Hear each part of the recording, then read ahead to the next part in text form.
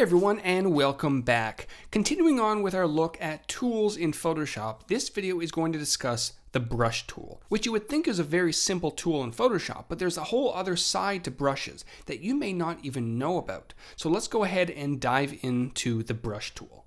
Brushes are a huge part of Photoshop. You're going to find brushes in many of the tools in Photoshop, so understanding how the basic brush tool works will help you understand many of the other tools that you're going to come across. In this video, we're going to take a look at a few of the common brush-related tools and how you can customize them to your liking. Like your other tools, the brush tool can be found in your tools bar on the left or by pressing the letter B on your keyboard. When you first select the brush tool, you can immediately start brushing on your document. Whatever color you have chosen as your foreground color, right down here at the bottom of the tools bar, will be the color that you're using for your brush. You're able to set your foreground and background color by clicking on the color boxes at the bottom of the tools bar. Now, the traditional way of changing your brush settings is to use the brush picker, which can be located at the top on your options bar, or by right-clicking on your document while a brush is active. The brush picker allows you to change the type of brush, the size, and the hardness. You can very easily change the size and hardness by either entering in a value or sliding the slider left or right. Increasing the hardness value will leave your brush with much harder edges, while decreasing it will make it nice and soft. And you can see the difference as I'm painting on the document with the different hardness values. And by default, a nice amount of brushes are displayed in your list. But if you want to load in more, you can click on the gear icon at the top right corner of your brush picker, and then down towards the bottom you have all these different brush packs that Adobe includes for you. Clicking on any of these packs will allow you to load them into your current brush picker. If you click on Append, it's going to load them to the end of the current list, or if you click on OK, it's going to replace that list completely. So you'll notice that when I press Append, if I scroll down past the default brushes, we now have the new brushes that came in the pack that I selected. Each pack contains different types of brushes for you to use in different situations, so it may be a good idea to check out every single pack to see what comes in them.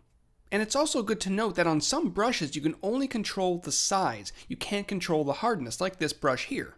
But if you're looking for a little bit more customization for your brushes, Photoshop does provide a nice handy panel so you can customize your brushes exactly the way you want them. So now that you have a grasp on what you can do with the basic brushes in Photoshop, there's so much more that can be done in terms of customizing your brushes. The brush panel is going to allow you to do just that. Now, to access your brush panel, you can activate it by going up to the window menu and selecting Brush. You should see a new panel appear on the right side of your workspace.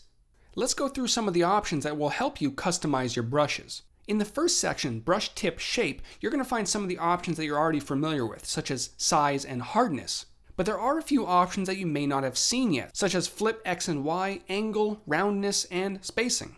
And many of these options are very self-explanatory. For example, Flip X and Y. If you're dealing with a non-symmetrical brush, basically a brush that isn't perfectly square or perfectly circle, checking off either of these checkboxes will flip the brush either horizontally or vertically.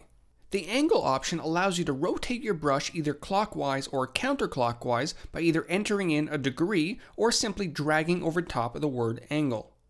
Now, Roundness controls, well, just that. If you have a brush that is perfectly round and you want to flatten it out a little bit, you can decrease this value. And then Spacing down below controls how close together or how far apart your brush strokes are. A lower spacing value will allow for more fluid strokes, while a larger value will separate your brush as you paint. And right down below you can see a preview as we're adjusting these options. Now, jumping into the Shape Dynamics section, this section will allow you to give some randomness to your brush. For the size jitter, when you increase this value, your brush will output a variety of different sized brush strokes, some bigger and some smaller than the size value that you entered earlier. But if you want to make sure that the brush strokes don't go below a certain size, you can set a minimum diameter for the size of the brush. A higher value will result in less small strokes. Now, Angle Jitter and Roundness Jitter basically do the same things, but for the angle and the roundness. If you want some variation in the rotation and roundness of your brush, you can increase the Angle and Roundness Jitter. And once again, as you're making all these changes, you can see a preview of what your brush is going to look like down below at the bottom, or you can just simply brush in your document to see how things are looking. Next, we have scattering, which can really give you some wild results. If you turn on both axes, your brush strokes are going to scatter both horizontally and vertically. If you keep it unchecked, they're only going to scatter vertically. And then the scatter value determines how far out from the center you want the scattering to occur. The higher the scatter value, the farther out your brush will scatter, as you can see in the preview at the bottom. Now the count value essentially controls the density of the scatter. A higher count value will create a more dense scatter, and the count jitter controls the randomness of the count value. All these descriptions can be difficult to understand at first, so your best bet is to actually dive in and play with these values and experiment with the different settings until you understand how they work. From my experience, the shape dynamics and scattering sections are the ones you're going to be using most often, but let's very quickly go through some of the other sections just so you have an idea of what they contain. The texture section allows you to add, well, a texture to your brush. The pattern picker at the top is where you're going to be selecting the many patterns that Photoshop includes. This will be your texture. The scale option allows you to increase or decrease the size of that pattern. Brightness will control how dark or how light you want your texture to be. A positive value will brighten up the texture, while a negative value will darken it. Contrast can help sharpen up or flatten out your texture. If you increase the contrast, your texture may sharpen up a little bit, and if you decrease the contrast, you'll have a more flat texture. Now down below, if you turn on Texture Each Tip, each and every individual tip will have its own texture. Otherwise, the texture is going to be applied to the whole entire stroke. You also have the ability to select different blending modes for that texture. This will tell Photoshop how the texture interacts with the brush. Finally, you have depth and depth jitter. If you want the texture to be very defined, increase the depth, and if you want it to be very subtle, decrease it. And the depth jitter sets the randomness for the depth. And like in the other sections, as you're adjusting these settings, the preview at the bottom is going to update in real time. The next section is dual brush. This option will allow you to overlay an additional brush to interact with your current brush settings. Now this does not include another brush amongst your current brush, but it adds an overlay based on the settings that you provide in this section. The options in this section should look very familiar as you've seen them in the other sections. Next is color dynamics. Now this section works with your foreground and background colors, which you can find on the left in your tools bar, to add color variation to your brush strokes. If you turn on Apply Per Tip, each and every brush tip will be affected. If you leave it unchecked, each stroke will be affected. For the foreground and background jitter option, at 0%, your brush strokes will only contain the foreground color. At 100%, your brush strokes will switch evenly between the two colors. And if you want a little variation in the colors, you can adjust the hue jitter. When the hue jitter is at 0%, Photoshop will only use the background and foreground colors. However, if you increase the value, more similar colors will be added when you start brushing. The saturation and brightness jitter options works the same, but for saturation and brightness. And finally, you have purity. This can be looked at like an overall saturation value. A purity value of -100 will result in a desaturated brush, 0% will be neutral, and 100% will be very saturated. Now it's good to note for this section that your preview at the bottom is not going to appear in color.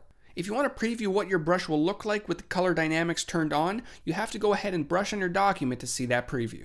Next we have the transfer section, which controls opacity. The opacity and flow jitter options are there for you if you want to give randomness to the visibility of your brush. Increasing these options will give you some brush strokes that are nearly transparent. And down below we have the wetness and mix jitter options, which are only available when you're using the mixer brush, which we're not going to talk about in this video. And finally you have brush pose. And in previous versions of Photoshop, unless you were using a tablet, working with the bristle brushes was a very 2D experience. Now in Photoshop CS6, the new brush pose option allows you to take that 2D brush into the third dimension. You're able to tilt and rotate your brushes if you don't have access to a tablet, which does that for you automatically. And those are a few of the customization options that you have available to you in Photoshop CS6, which you can use to create all sorts of brushes like hair or fur, rain, or snow. And when you have a brush customized to your liking, at the bottom of the brush panel you can press the Create New Brush icon to save that brush for future use. And that's a beginner's look at the brush tool in Photoshop. In the next video, we're going to take a look at the selection methods that are available to you as a Photoshop user. We'll see you soon.